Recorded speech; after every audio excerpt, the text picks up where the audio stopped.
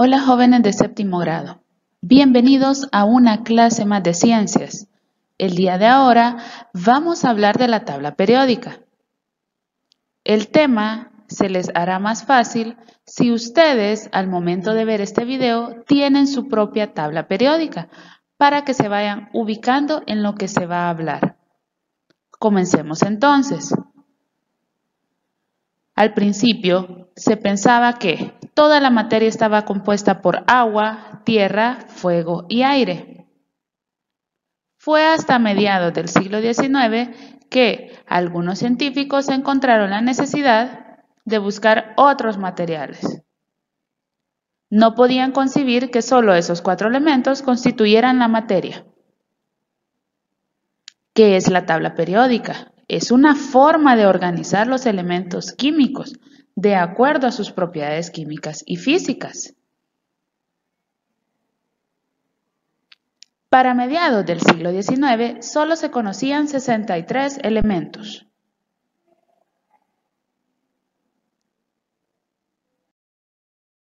Después se dieron las primeras clasificaciones como las tríadas de Dobereiner, que agrupaba los elementos de 3 en 3. Después las octavas de Newlands, que organizaba los elementos de 8 en 8. Luego, Dmitri Mendeleev fue el que organizó la tabla periódica y fue muy astuto, ya que él dejó espacios en blanco para los elementos que aún no habían sido descritos o descubiertos. Pero él podía predecir que en esos espacios en blanco, después, sí irían los elementos que faltaban. Ahora es fácil para nosotros encontrar en cualquier librería una tabla periódica. Igual en este libro hay una tabla periódica en la página 98 y 99. Asimismo podemos encontrar de manera fácil tablas periódicas en Internet. Ahora ya tenemos a la mano una tabla periódica, pero esto desde mediados del siglo XIX ha sido una lucha por organizarla. La tabla periódica, si ustedes se fijan, tiene mucha información y cuando son a colores es más fácil identificar cómo está formada. En esta tabla periódica usted puede ver, por ejemplo, el hidrógeno, símbolo H mayúscula, nombre hidrógeno. Si usted se fija está en verde porque es un no metal, pero la letra está en roja porque está en estado gaseoso. Entonces es así como nosotros podemos conocer cada uno de los elementos que están constituyendo la tabla periódica de los elementos químicos.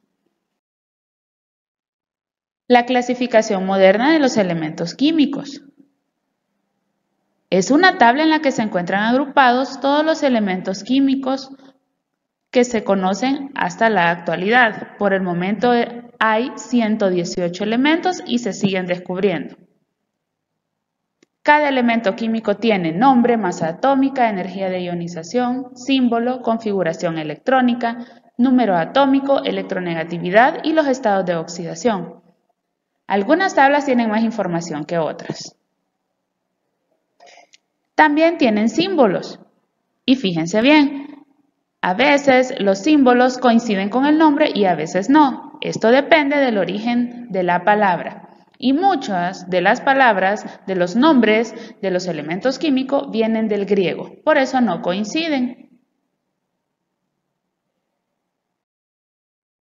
Posición y características de los grupos y periodos de la tabla periódica. Dentro de la tabla periódica, los elementos se disponen en filas horizontales, que son llamadas períodos,